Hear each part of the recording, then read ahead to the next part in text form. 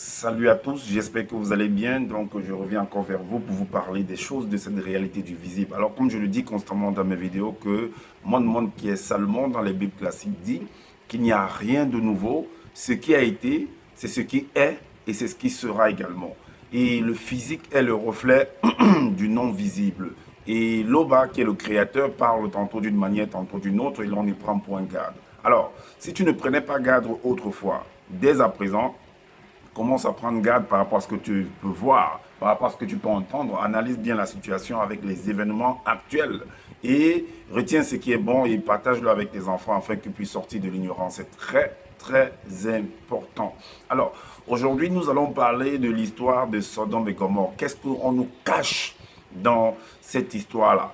Et il faut faire très attention. J'ai toujours dit dans mes vidéos que nos pères, nos mères, les patriarches, les apôtres, les ministres, les notables, les rois, les princes avaient un langage initiatique avec des codes, des paraboles. Lorsqu'ils s'expriment, ils s'exprimaient ou ils s'expriment, ils appuient toujours leur dire avec des paraboles, avec des proverbes. Alors, le livre que nous appelons la Bible, là-dedans, il faut faire attention parce qu'il y a un détour d'événements, il y a les événements qui se ressentent. C'est pourquoi Salomon avait compris cela, qu'il n'y a rien de nouveau. Ce qui se produit même à cette période actuelle, s'est produit hier d'une autre manière.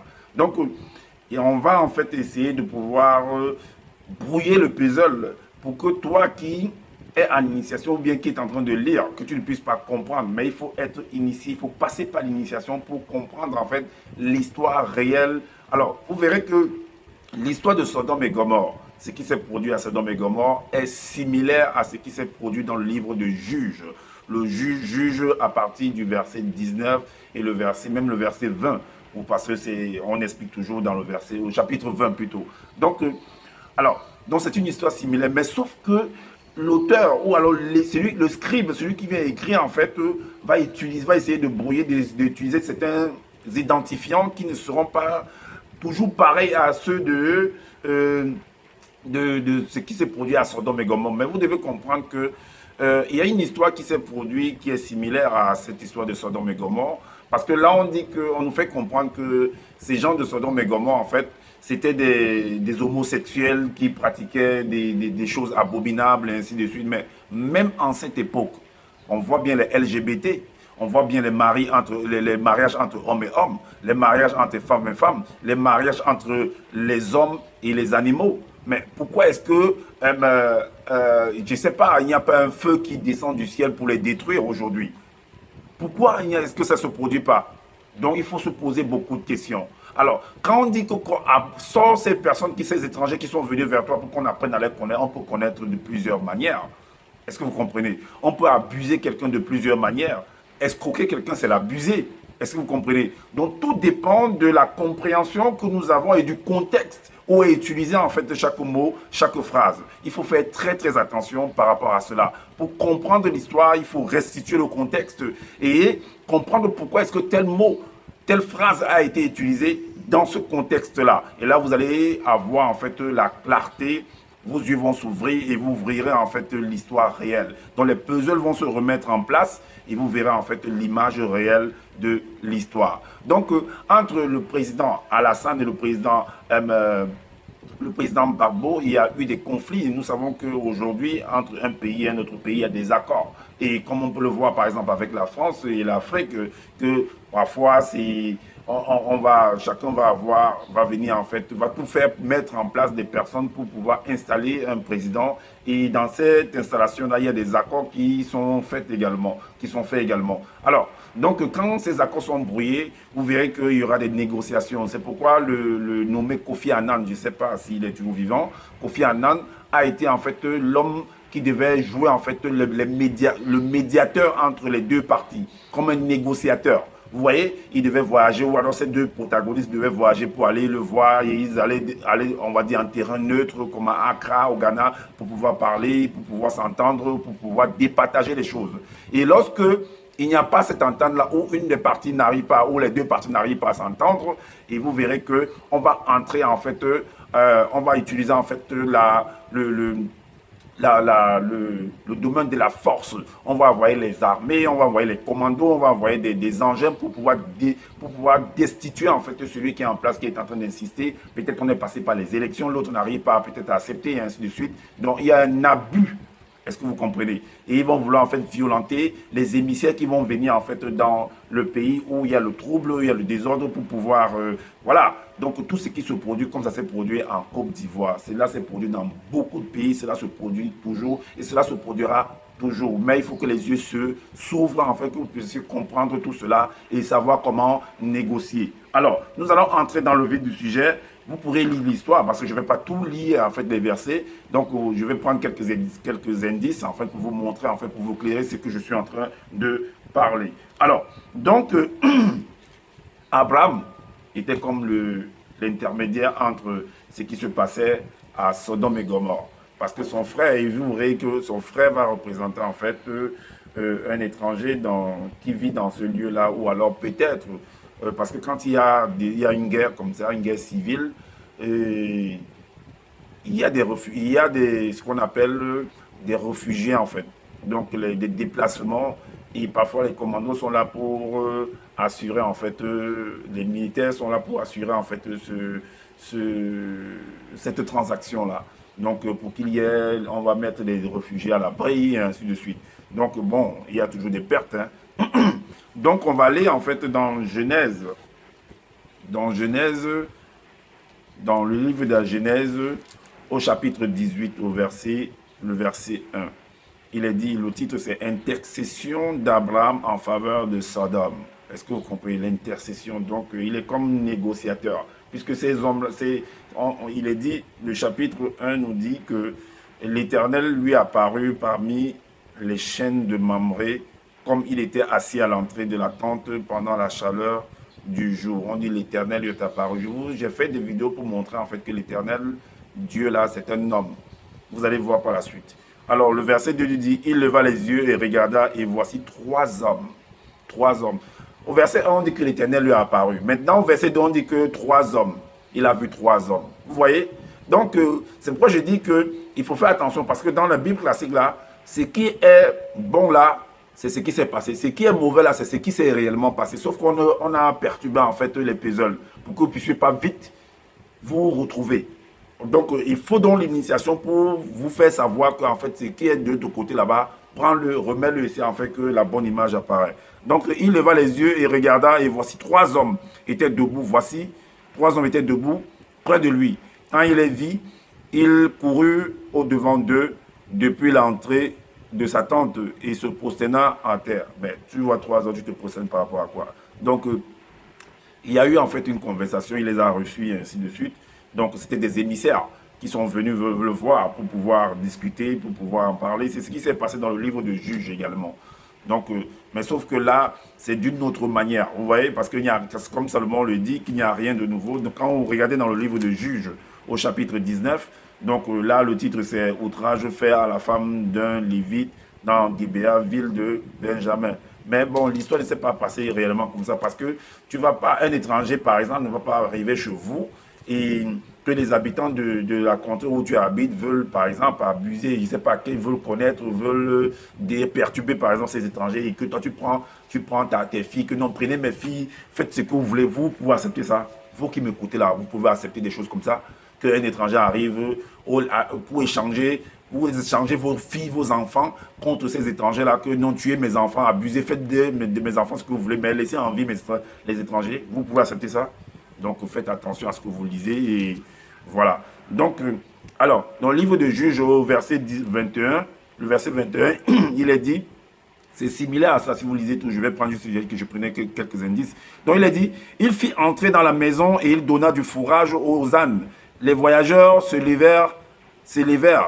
Les voyageurs se levèrent. Non, attendez. Donc, voilà, c'était là, on n'est pas encore arrivé à ce niveau. Donc, Abraham a vu trois hommes.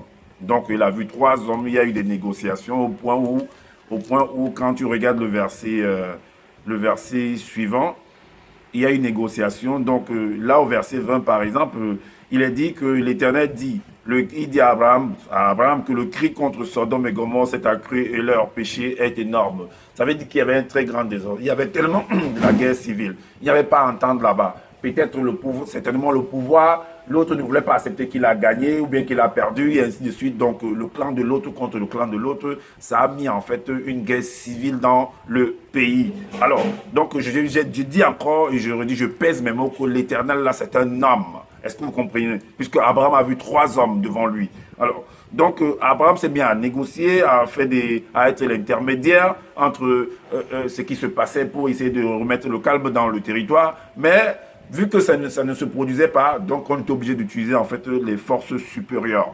Donc, donc ces 3 hommes-là, ou alors ces 2 hommes, selon ce qui est écrit, mais derrière, que ce soit 2 hommes ou 3 hommes, c'est toute une armée, presque toute une armée qu'on a envoyée en ce lieu-là pour pouvoir résoudre le problème, pour pouvoir destituer celui qui était en place, le régime qui était en place. Vous devez comprendre ça comme ça. C'est cette histoire qui s'est passée qu'on n'arrive pas à vous dire.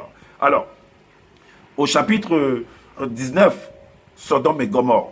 Donc, le chapitre 19, le verset, on va dire par exemple le verset 10, qu'est-ce que le verset 10 nous dit? Donc, alors, là, au verset 10, on dit, mais avant ça, comme j'ai dit, quand vous lisez par exemple le verset 4, il est dit, il n'était pas encore couché que les gens de la ville, les gens de Sodome entouraient la maison depuis les enfants jusqu'aux vieillards. Toute la population était accourue. Au verset 5, il dit, ils appelèrent lors de lui dire, où sont les hommes qui sont entrés chez toi cette nuit? Fais-les sortir vers nous pour que nous les connaissions. Dans le mot connaître là, tout dépend du contexte, tout dépend de ce que veut dire connaître. Tout dépend, il ne faudrait pas que les gens viennent en fait transformer les choses. Ou alors, tout dépend. Tout dépend. C'est pourquoi également, dans Juge 19, au verset 22, au 21, il est dit que il les fit entrer dans la maison et il donna du fourrage aux ânes. Les voyageurs se lavèrent les pieds, puis ils mangeaient et burent. Et au verset 22, pendant qu'ils étaient à se réjouir, voici les hommes de la ville, gens pervers, entourés, perversité également, tout dépend de ce qu'on comprend par pervers. Ok, et tout dépend du contexte dans lequel on l'utilise. Entouraient la maison, frappèrent à la porte et dirent au vieillard, maître de la maison, fais sortir les hommes fais sortir l'homme qui est entré chez toi pour que nous le connaissions. Vous voyez, c'est le même passage de Genèse, de Genèse 20, 19 et à le Genèse 19, le verset 20, le chapitre 19, le verset 5. Vous voyez, c'est la même chose. Le verset, c'est la même chose. Vous voyez, c'est d'une autre manière seulement. Donc l'histoire se répète toujours, comme Salomon l'avait dit, qu'il n'y a rien de nouveau, ce qui a été, c'est ce qui est et c'est ce qui sera. Alors, le verset suivant, on va lire en fait au verset, le verset 10. Donc, vu qu'ils ont fait cela, ces hommes-là sont venus, il fallait protéger en fait Lot. Vous voyez, il fallait protéger Lot. Ils ont fait entrer Lot dans la maison et ils ont utilisé en fait un système, en fait, c'était des soldats, des commandos. Donc, ils ont utilisé un système en fait pour aveugler ces personnes. Mais comment est-ce qu'on va aveugler quelqu'un? Vous pensez que vous allez regarder quelqu'un, vous allez écaquer vos yeux et puis la personne va devenir aveugle? Alors, qu'est-ce que les commandos utilisent quand il y a, par exemple, des émeutes, comme ça se passe, par exemple, à Paris actuellement, où il y a des manifestations et tout et tout? Qu'est-ce que les commandos, là, les hommes, les soldats qui sont les CRS qui sont envoyés en route, qu'est-ce qu'ils utilisent pour pouvoir aveugler, en fait, ces manifestants? Qu'est-ce qu'ils utilisent si ce ne sont pas des gaz lacrymogènes? On te pulvérise les gaz lacrymogènes comme ça, soit on envoie, ils ont leur camion là, de la police là, qui pulvérise de l'eau pour vous, et l'eau est mélangée avec des produits qui vont vous démanger, et ainsi de suite, et il y a du poivre, du piment dans du gaz là, que quand ça t'aveugle également. Vous voyez pas que c'est ce qui est dit là, mais sauf que il faut être initié pour comprendre que c'est ce qui se produisait là-dedans. Donc, les hommes étendit la main, au verset 10, la main fit rentrer Lot vers eux dans la maison et fermait la porte. Et il frapperait d'aveuglement les gens qui étaient à l'entrée de la maison, depuis le plus jeune jusqu'au plus grand, et de sorte qu'ils se donnèrent une peine inutile pour trouver la porte. C'est un peu comme certains compatriotes camerounais qui sont allés en fait perturber perturber en fait le président Paul Biya en Suisse. Mais qu'est-ce qu'on a fait d'eux? On les a pulvérisés avec des gaz lacrymogènes. Vous pouvez voir les vidéos sur YouTube. On les a pulvérisés des gaz lacrymogènes. Comment on est en train de les mettre en fait des perfusions pour essayer de les remonter, de les régénérer. Ça ne blague pas. Donc, donc, à la suite, il est dit, on les a frappés d'aveuglement. Et également, dans le livre de Deutéronome 28, au verset 28, au verset 29, et le verset 29 nous dit, l'Éternel te frappera de délit, d'aveuglement, d'égarement d'esprit. Parce que, mais l'Éternel, c'est un homme. Il va te frapper de délit, d'aveuglement. Comment?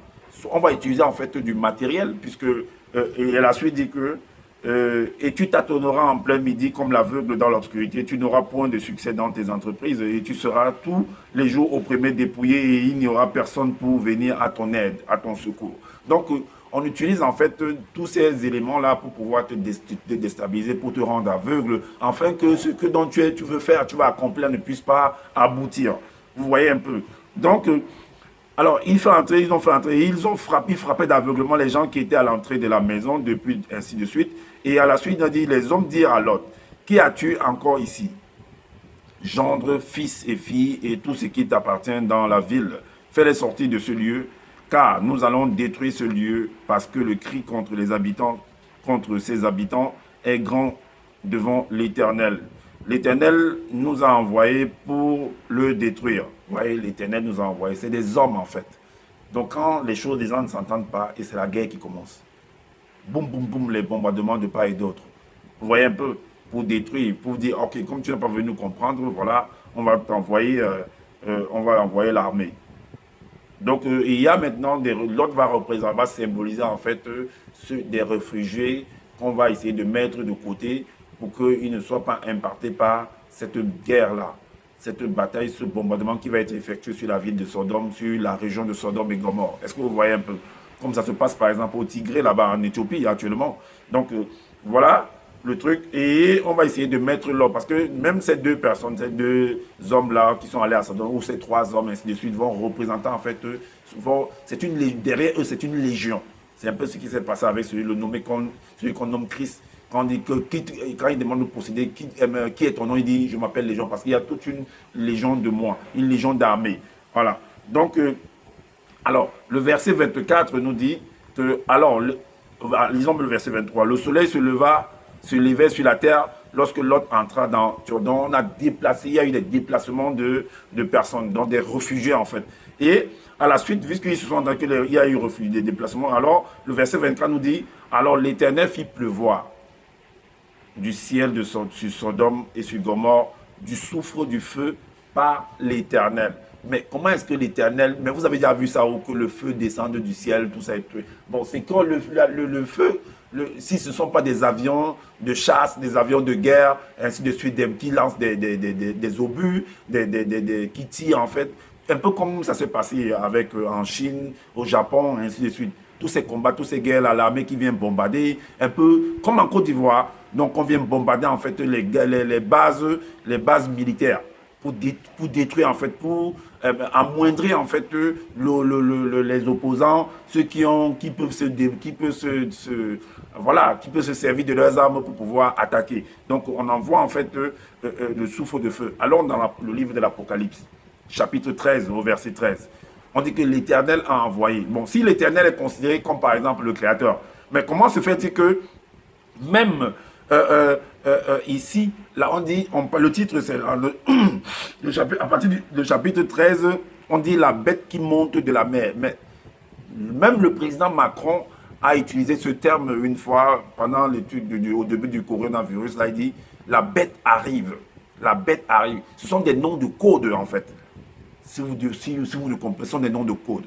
Et c'est besoin que parfois on codifie. Par exemple, pour fabriquer un bateau, on lui dit, par exemple, un navire, un sous-marin, on dit ça, il s'appellera Satan. Il s'appellera peut-être On peut donner un nom de code par rapport à une mission. Et opération épervier, opération Sicone, l'icône, par exemple. C'est le nom de code d'une mission. Est-ce que vous comprenez un peu? Donc, le verset, et la suite, on dit la bête qui monte de la terre également. Parce que l'avion, va décoller en fait. Ça va quitter de la terre pour le ciel, pour aller vers la zone où il y a le combat, pour bombarder en fait. Il cible très bien pour bombarder les avions de chasse. C'est pourquoi il est dit au verset 13 que elle opérait de grands prodiges, même jusqu'à faire descendre du feu du ciel sur la terre. Donc le feu quitte de la terre, du ciel vers la terre à la vue des hommes.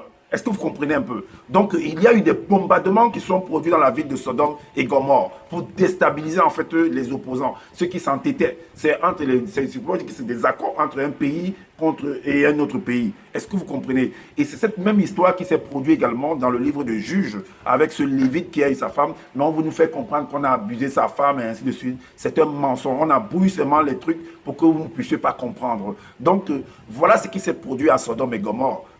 Chacun vient faire des vidéos pour nous dire que oh, Sodome, les gens se parlent. Mais même aujourd'hui, il y a des mariages homme-homme, femme-femme, des mariages entre les hommes et les animaux. Mais pourquoi il n'y a pas tout, le feu ne descend pas du ciel tel que vous pouvez l'imaginer, que non, le Créateur va envoyer le feu du ciel? Est-ce que vous voyez la révélation? Donc, c'est pourquoi j'ai dit que par rapport à ce que vous voyez, par rapport à ce que vous entendez, faites attention, analysez bien la situation, regardez le contexte, qu'est-ce qui est utilisé. Mais je vous dis que vous avez besoin d'une forte initiation pour arriver à cette compréhension-là. Car il n'y a rien de nouveau. Ce qui se passe aujourd'hui, c'est ce qui s'est passé hier et c'est ce qui se passera demain. Est-ce que vous comprenez? Il y a toujours des accords entre un pays et un autre pays. Et des accords, c'est sur diverses formes. Alors, dites-nous en commentaire qu'est-ce que vous en pensez par rapport à ce que vous venez d'entendre. Et n'hésitez pas de partager massivement la vidéo, de liker et d'activer la cloche de notification pour être averti des prochaines vidéos. Donc, sur ce, je vous dis à bientôt.